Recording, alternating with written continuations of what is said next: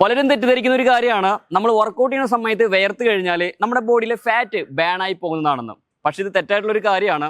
ശരിക്കും നമ്മളെ ബോഡി വേർക്കുന്നത് നമ്മളെ കോർ ടെമ്പറേച്ചർ മെയിൻറ്റെയിൻ ചെയ്യാനുള്ള ഒരു തെർമോ റെഗുലേഷൻ പ്രോസസ്സ് മാത്രമാണ്. അതായത് നമ്മുടെ ബോഡിയുടെ നോർമൽ ടെമ്പറേച്ചർ എന്ന് പറയുന്നത് 36.5 ഡിഗ്രി ടു 37.5 ഡിഗ്രി സെൽഷ്യസ് ആണ്. ഈ ഒരു കോർ ടെമ്പറേച്ചറിലേക്ക് ബോഡി മെയിൻറ്റെയിൻ ചെയ്യാൻ വേണ്ടിയിട്ടാണ് നമ്മൾ ബോഡി വേർക്കുന്നത്. സോ വേർപ്പിലൂടെ നഷ്ടപ്പെടുന്നത് ശരിക്കും നമ്മളുടെ ബോഡിയിലെ വാട്ടറും അതുപോലെ തന്നെ ഇലക്ട്രോലൈറ്റ്സ് ആണ്, അല്ലാതെ നമ്മുടെ ഫാറ്റ് ബേൺ ആയി പോകുന്നതല്ല.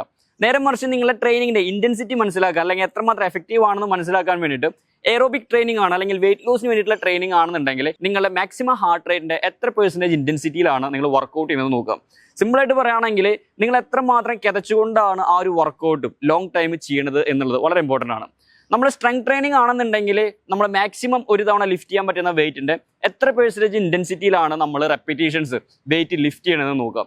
ഇത് നമ്മളുടെ സ്ട്രെങ്ത് ട്രെയിനിങ്ങിന്റെ ഒരു ഇന്റൻസിറ്റി കാൽക്കുലേറ്റ് ചെയ്യാനും എത്രമാത്രം എഫക്റ്റീവ് ആയി എന്ന് മനസ്സിലാക്കാനും ഹെൽപ്ഫുൾ ആണ്. അല്ലാതെ നിങ്ങൾ വർക്കൗട്ട് ചെയ്യുന്ന സമയത്ത് ഒരുപാട് വേർത്ത് കഴിഞ്ഞാൽ അതിനർത്ഥം നിങ്ങളുടെ വർക്കൗട്ട് വളരെ എഫക്റ്റീവ് ആയിരുന്നു അല്ലെങ്കിൽ നിങ്ങളുടെ ബോഡിയിലെ ഫാറ്റ് ഒരുപാട് ബാൻ ആയി പോയി എന്നോ ചിന്തിക്കേണ്ടതായിട്ടില്ല.